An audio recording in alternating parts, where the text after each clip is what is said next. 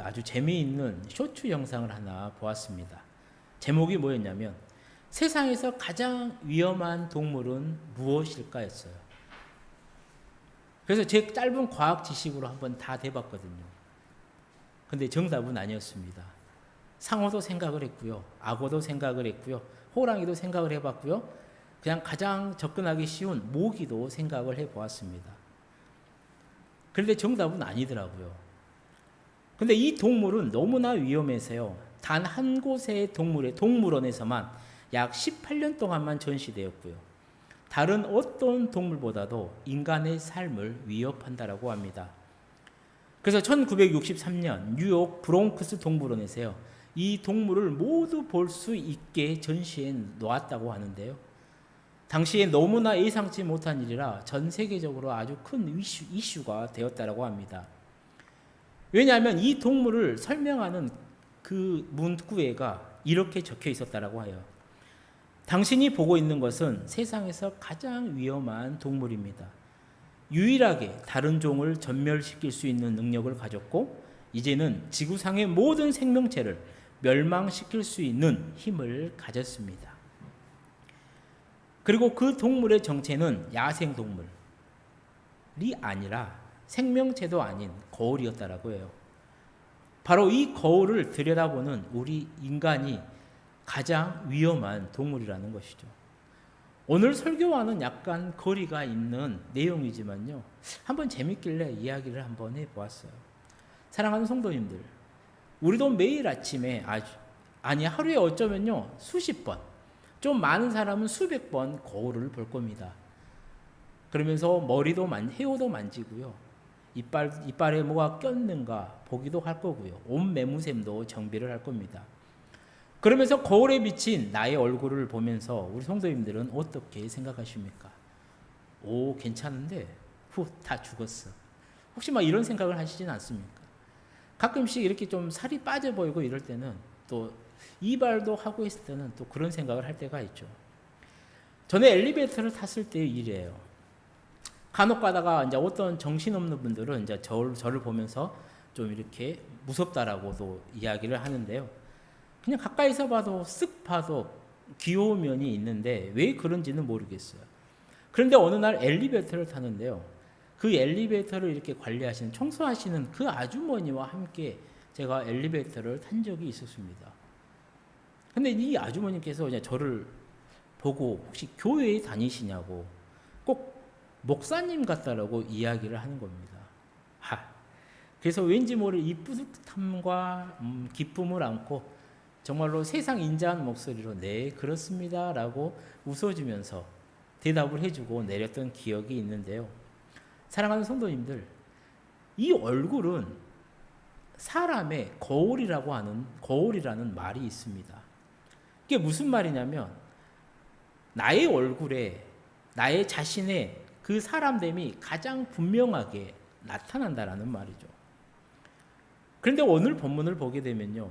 이 얼굴에 천사가 나타났다라는 사람이 나온다라는 것이죠.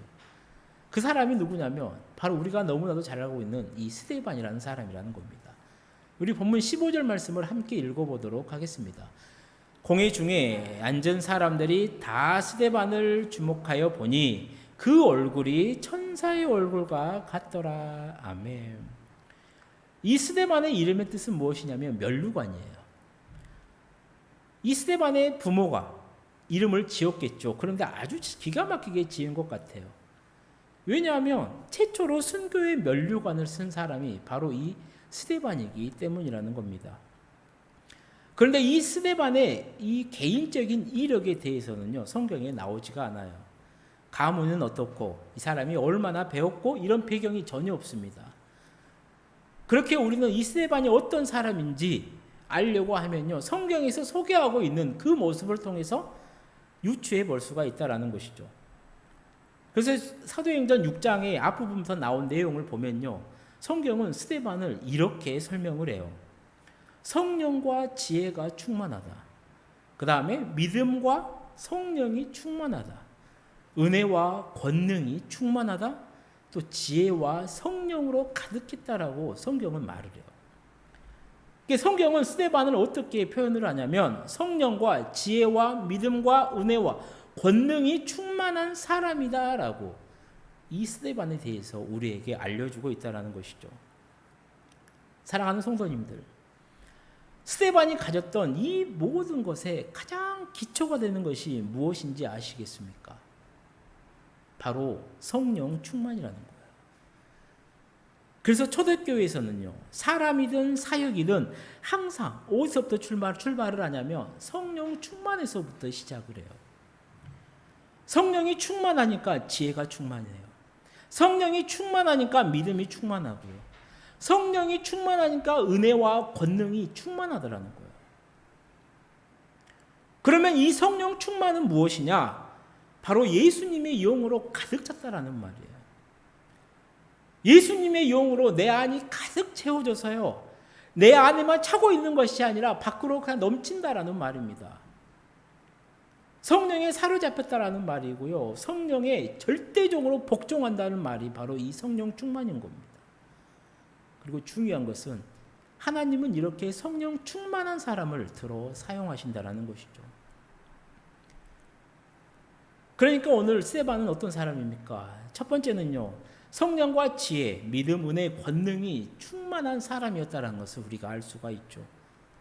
두 번째, 스데반은요, 모든 사람에게 존경을 받았던 사람이에요. 본문 8절을 보게 되면요, 큰 기사와 표적을 민간에서 행했다라고 말을 해요. 교회 내에서만, 교회 다닌 사람에게만 치유, 이런 기적을 베푼 것이 아니라 지역 사회에서도 기사와 표적을 행했던 사람이 바로 이 스데반이라는 거예요. 이것은 병 고치는 능력과요, 귀신을 쫓아내는 능력을 말을 합니다. 이런 놀라운 능력을요, 이런 놀라운 그 기사를 교회 내에서가 아니라 교회 밖에서도 행했다라는 것이죠. 이 능력이 스데반에게 있었다라는 거예요. 그리고 세 번째, 스데반은요, 7 집사들 중에 한 명이었어요. 그러니까 교회 내에서 해야 될 일이 많았죠. 구제도 해야 되고요, 재정도 봐야 되고요, 행정도 봐야 되고요, 또 사역도 도왔어야 됐습니다. 뿐만 아니라 스데반은요, 말씀도 가르쳤다라고 해요. 우리 오늘 본문 9절 말씀을 함께 읽어보도록 하겠습니다. 이른바 자유민들, 즉 구레네인, 알렉산드리아인, 길리기아와 아시아에서 온 사람들의 회당에서 어떤 자들이 일어나 스데반과 더불어 논쟁할세. 아멘.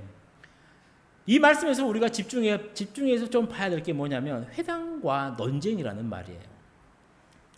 말씀 사역은 원래 사도들의 전유물이었습니다. 그러니까 사도들이 해야 될 가장 중요하면서 기본적인 일이 뭐였냐면 이 말씀 사역이었어요. 처음에는 말씀 사역을 했어요. 그런데 교회가 부흥을 해요. 사람들이 모여요. 교회 안에 여러 사람들이 모입니다. 그러다 보니까 이 사도들이 정신이 없어요. 그 많은 사람들을 관리도 해야 되죠. 말씀도 전해야 되죠. 여러 가지 문제를 막 하다 보니까 교회가 말썽이 터져요. 구제 문제로 인해서 헬라파 유대인들이 원망하는 소리가 들려오기 시작해요. 그래서 사도들이 깨닫습니다. 이제 우리는 우리의 주 사역으로 돌아가야겠다. 본질로 돌아가야겠다. 그게 뭐였냐면 기도 사역과 말씀 사역이었다라는 것이죠. 그러면 이 나머지 일을 대신할 집사들을 세우자라고 해서 세운다라는 것이죠. 초대교회에서는 사도들의 말씀의 사역의 주 무대는 어디였냐면요, 성전이었습니다. 교인이 2, 3만 명이 이상으로 확장되니까 소그룹으로 모여서는요, 말씀을 일일이 가르칠 수가 없어요. 그렇게 본문 9절에서 집중해서 보실 첫 번째 단어가 바로 회당이라는 겁니다. 회당은 한 장소에서 서로 함께 모인다라는 뜻이 있어요. 성인 12명만 있으면 세울 수 있는 게 회당입니다. 그렇게 회당은요, 요즘 말하면 종교 교육에 정말로 중요한 역할을 했어요. 여기서 새신자반도 했겠고요, 성경 공부도 했었다라는 것이죠. 스데반이 말씀을 가르친 장소가 바로 이 회당이었습니다. 말씀 사역이 본업이었던 사도들은 성전에서 가르쳤고요, 구제 사역이 본업이었던 이 스데반은 회당에서 말씀을 전했다라는 것이죠. 그래서 본문 9절은요, 스데반이 말씀을 가르친 이 회당의 성격을 정말로 구체적으로 소개하고 있습니다. 이른바 자유민들, 즉 구레네인, 알렉산드리아인 길리기아와 아시아에서 온 사람들의 회당에서라고 말을 해요. 구절이 어떻게 말을 하냐면 이른바 자유민들이라고 해요. 지금 우리는 모두 다 자유민이에요.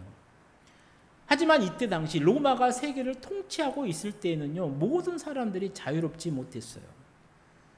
당시 로마의 통치를 받는 나라에서는 세 부류의 사람들이 있었습니다. 첫 번째는 모든 사람들이 정말 꿈꾸는 신분, 바로 로마 시민입니다. 두 번째는요, 종이에요. 세 번째는 자유민이었습니다. 비율은 각각 3분의 1 정도가 되었다라고 해요. 자유민임은 누구냐면 로마로 인해서 종이 되었습니다. 그런데 어떤 계기로 인해서 자유를 얻게 된 사람들을 말을 해요. 본문에서 말하는 이 자유민은 역사적으로 보게 됐을 때 주전 53년 이 폼페이우스가 유대를 토벌한 이후 로마의 노예로 끌려갔다가 자유민이 된 후손들이 본문에 나온 사람이라고 추정을 해요. 그래서 예루살렘에는 어떤 사람들이 모여 있냐면 구레네인, 시실리안, 알렉산드리아, 이집트, 길리기아, 터키, 아시아에 온 사람들. 이 여러 사람들이 이스라엘 사방에서 살던 사람들이 자신의 그 신분을 회복하고요, 이제 예루살렘으로 와서 정착해서 살고 있었다라는 거예요. 우리나라로 표현을 하면 서울에가 충청도 사람도 와서 살고, 전라도 사람도 와서 살고, 경상도 사람도 살고, 서울 사람도 같이 살면서 예배를 드리고 있었다라는 거예요. 이 사람들끼리 모여서 회당에서 모여서 신앙생활을 하고 있었다라는 거예요. 후에 나오는 바울이 바로 이 본문의 길리기아의 출신이죠. 스데반은 이렇게 지방색이 있는 회당에 가서요, 논쟁하는 방식으로 말씀을 전했다라고 해요. 그리고 이 논쟁하는 방식으로 설교를 했었던, 말씀을 전했던 대표적인 사람이 사도 바울이었죠. 바울이 그리스 아덴에서 이 설교가 논쟁하는 방식이었습니다. 왜냐하면 그때 당시에 세계는 로마가 통치를 했지만요, 학문은 이 헬라 문화가 지배를 하고 있었기 때문이라는 거예요. 그리고 헬라 문화의 특징이 무엇이냐면 바로 이 논쟁이라는 겁니다. 이게 회당 안으로 들어왔다라는 거예요. 문제는 무엇이냐면 논쟁은 항상 승자와 패자가 나누어진다라는 거예요. 사도행전 7장을 보게 되면요, 스데반의 설교를 보게 되면 스데반은 상당히 지성적인 사람이었어요. 또 성령 충만했습니다. 회당에 있었던 이 자유민과 논쟁의 상대가 될 수가 없었어요. 그리고 당연히 논쟁의 결과는 무엇입니까? 이 스데반 집사의 완벽한 승리였죠. 그래서 본문 10절도 이렇게 말씀을 합니다. 스데반이 지혜와 성령으로 말함을 그들이 능히 당하지 못하였다라고 말을 해요. 문제는 무엇입니까? 이 다음이에요. 이 다음이 문제가 되더라는 것이죠. 논쟁에서 패했어요. 복음을 증거했는데 그 복음이 가짜다라고 말을 하는데 복음이 진짜다라고 던진 겁니다. 그리고 스데반 집사가 이겼어요. 그러면 진 사람들이 이렇게 말해야지. 야, 우리가 졌다. 그래, 네가 말한 예수가 구원자가 믿구나. 우리가 잘못했으니까 우리도 예수를 믿겠다. 이러면 얼마나 좋겠어요. 그런데 사람이 어디 그렇습니까? 자신이 졌다고 생각하니까 이긴 사람을 향해서 이를 갈더라는 겁니다. 복수하고 싶어져요. 이 스데반하고 논쟁에서 지게 된 회당 사람들이 그랬다라는 거예요. 그래서 이들이 어떻게 하느냐? 스데반을 사내들인 공회에 고발을 해버리더라는 거예요. 우리 오늘 본문 11절에서 14절 말씀을 다시 한번 읽어보도록 하겠습니다. 사람들을 매수하여 말하게 하되 이 사람이 모세와 하나님을 모독하는 말을 하는 것을 우리가 들었노라 하게 하고 백성과 장로와 서기관들을 충동시켜 와서 잡아가지고 공회에 이르러 거짓 증인들을 세우니 이르되 이 사람이 이 거룩한 곳과 율법을 거슬러 말하기를 맞이 아니하는도다. 그의 말에 이 나사렛 예수가 이곳을 헐고 또 모세가 우리에게 전하여 준 규례를 고치겠다 함을 우리가 들었노라 하거늘. 아멘. 이게 회당 사람들이 사람을 매수해요. 그 두 가지 이유를 들었어요. 스데반을 고발을 합니다. 첫 번째는 뭐냐면 성전 문제입니다. 그리고 두 번째는 뭐냐면 율법 문제예요. 성전의 문제는 무엇입니까? 예수님이 이곳을 헐라고 했다라는 거예요. 성전을 헐라고 했다라는 거예요. 물론 예수님이 그렇게 말씀하신 적은 있죠. 하지만 그들은 예수님의 말씀하셨던 그 진짜의 의미, 진리를 왜곡시켰다라는 거예요. 예수님께서 요한복음에서 그렇게 말을 해요. 야, 너희가 이 성전을 헐어라. 내가 사흘 동안에 일으키겠다라고 말씀을 하셨지만 그 성전은 무엇이냐면 당신의 자신의 육체를 이야기를 해요. 다시 말해서 이 예수님이 하셨던 말씀의 진의가 무엇이냐면 내가 이 땅에 온 것은 세상 사람들을 구원하기 위해서 죽으려고 온 것이고 십자가에서 달려 죽은 후에 부활해서 너희들에게 부활 생명을 주겠다라는 겁니다. 그런데 이 말을 들은 자들은 성전을 헐라라는 말을 그냥 문자적으로 받아들였다라는 거예요. 그래서 예루살렘에서 성전을 헐라고 예수가 가르쳤고 저 스데반이 그것을 똑같이 우리에게 전하고 있다라고 거짓 증인을 세워서 고발을 하더라는 겁니다. 두 번째 문제는 무엇입니까? 율법 문제예요. 14절에 나와 있었던 대로 모세가 우리에게 전하여 준 규례를 고치겠다 함을 우리가 들었노라라고 이야기했다라면서 율법에 대한 문제를 고소를 합니다. 당연히 예수님이 율법을 고치겠다라고 말씀하지 않으셨죠. 예수님은요 율법에 대해서 이렇게 말씀하셨어요. 마태복음 5장 17절 말씀입니다. 안 나왔네요. 내가 율법이나 선지자를 폐하러 온 줄을 생각하지 말라. 폐하러 온 것이 아니요 완전하게 하려 함이라 라고 말씀을 하셨어요. 그러니까 예수님은 율법을 고치겠다라고 말한 적이 없어요. 그럼에도 불구하고요 해당의 사람들은 스데반의 설교를 통해서 자신들이 논쟁에서 패하게 되자 율법을 고치려고 했다면서 스데반을 고발하더라는 겁니다. 그런데 우리가 생각해 볼 것이 무엇이냐면 그 일반 백성들이 왜 성전을 헐고 모세가 가르쳐준 그 율법, 규례를 고치겠다라고 하면서 하나님을 모독했다라는 말도 안 되는 말, 정말로 어떻게 보면 믿기 힘든 말에 이렇게 흥분하면서 달려들었냐라는 거죠. 왜 그들이 달려들었냐라는 거예요. 정말로 이들이 하나님에 대한 그 믿음이 신실해서 그랬을까? 하나님이 모독당하면 안 된다라고 해서 그랬을까? 그래서 스데반을 정말로 끌고 난리를 쳤겠냐라는 거예요. 물론 그들은 모두 다 유대인들이었어요.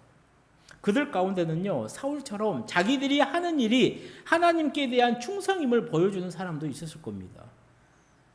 하지만 그들 대부분은요 예수님을 못 박아 죽이라고 외칠 정도로요 하나님과 아무 상관없는 사람들이었어요.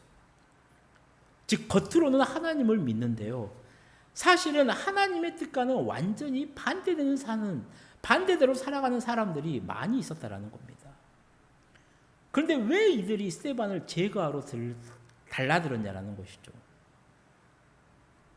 성전을 지키겠다는 그럴듯한 명목 하에 뭔가 다른 이유가 있었다라는 것이죠.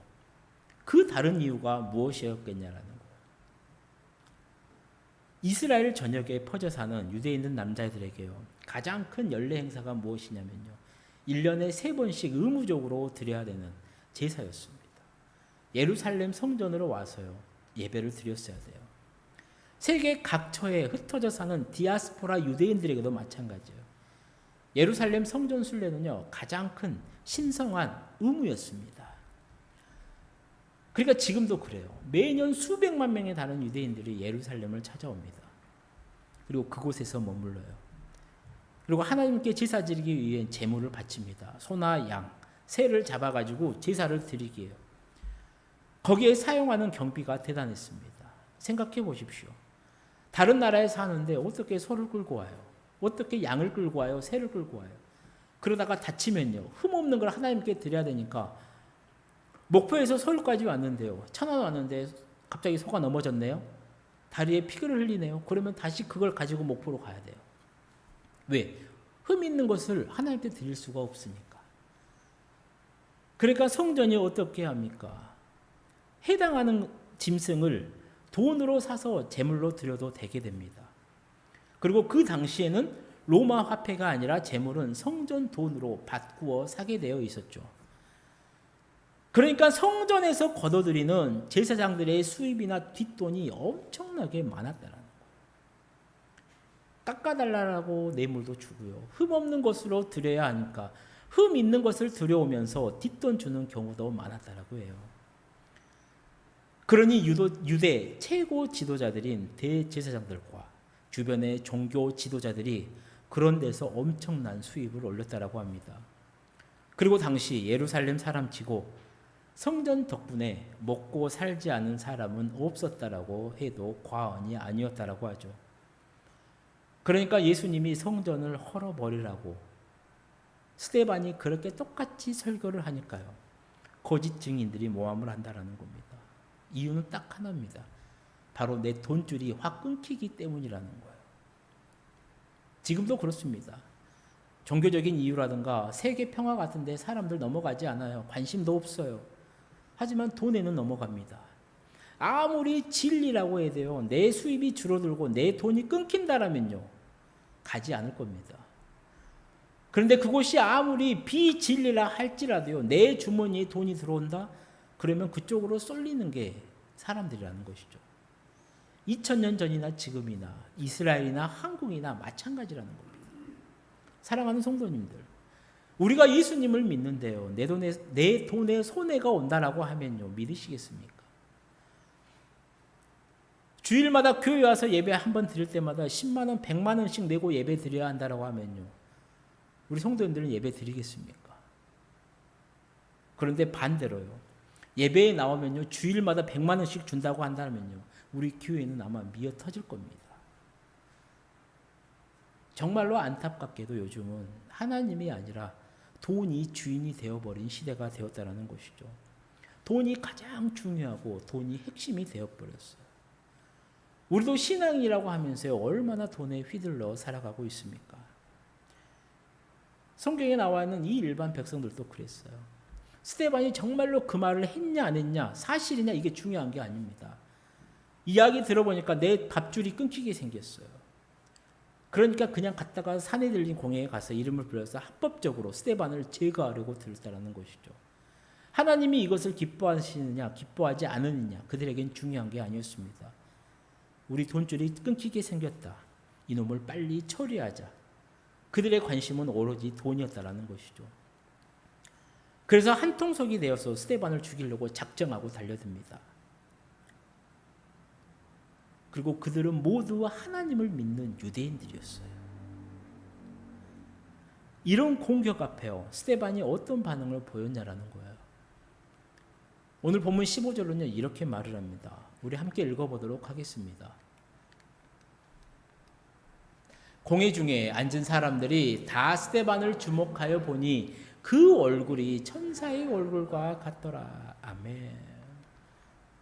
사랑하는 성도님들, 오늘 함께 예배드리는 우리 성도님들의 얼굴을 보십시오. 천사의 얼굴과도 같으십니까? 제가 정말로 부러운 사람이 있는데요. 이렇게 유튜브로 보면 목사님들이 설교를 해요. 저도 이제 당연히 그 목사님들의 설교를 듣고 이렇게 하는구나 라는 것도 포커스지만요. 가장 먼저 보는 게 무엇이냐면 이 목사님들의 얼굴을 봐요. 그러면 참 싱글벙글 웃어요. 그리고 그 웃는 모습이 너무나도 자연스럽고요. 저 인자하고요. 어쩔 때는 정말로 이 은혜가 넘치는 거룩한 얼굴이 그런 목사님들이 계세요. 그러면 정말로 그 목사님의 그 얼굴이 부럽습니다. 어떻게 하면 저렇게 은혜의 얼굴이 나올까 궁금하기도 하죠. 보통 사람들은요. 그 사람의 모든 상태가 얼굴에 드러나죠. 부부싸움을 하고 예배에 나온 성도님들 얼굴 보면요. 얼굴에 싸움 표시가 나요. 내 마음이 좀 불편하잖아요. 얼굴에 불편한 표시가 드러납니다. 당연히 집에 좋은 일이 있는 사람들, 성도들은요. 당연히 얼굴이 싱글벙글합니다. 표시가 나요. 이것이 보통의 사람들의 얼굴이라는 거예요. 그래서 링컨 대통령이 했던 명언 가운데 사람이 40이 넘으면 자기 얼굴에 책임을 져야 한다라는 말을 했잖아요. 즉 사람이 40이 넘어 갖게 된 얼굴은 40년 동안 축적된 나의 삶이 나타나는 것이기 때문에 그 얼굴에 대한 책임을 자신이 져야 된다라는 말이에요. 본문의 스데반은요. 예수님을 죽이고 사도들을 박해하였고 그리고 자신에게 위협이 되는 그 사내들인 공회 앞에 서 있는데도요. 그 적대 세력, 그들의 눈에 스데반의 얼굴이 어떻게 보였냐? 천사의 얼굴로 보였다라고 해요. 고 화영조 목사님이 쓰신 책에 보니까요, 스데반 집사가 천사의 얼굴을 할 수 있었던 세 가지의 이유에 대해 말을 합니다. 첫 번째는 뭐냐면 스데반이 다른 세계에 살고 있는 사람이었기에 가능하다라는 거예요.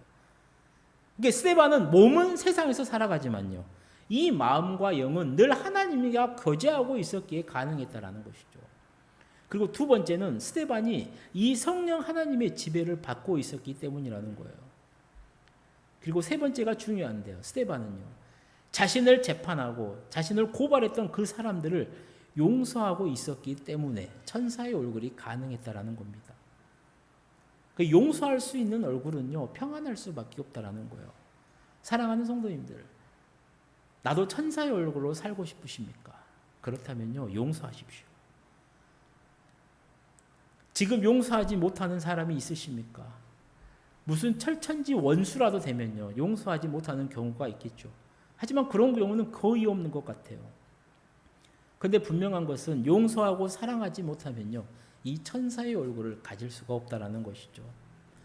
하나님을 생각하면서요, 억울하게 고난과 죽임을 당하신 예수님이십니다. 또 그 뒤를 따랐던 스데반도요, 정말로 억울하게 죽임을 당합니다. 그런데 억울하지만 용서하는 그 사랑을 가질 때 우리 얼굴에도 이 스데반처럼 천사의 얼굴이 나타나더라는 것이죠. 그리고 그것이 성령 충만한 것입니다.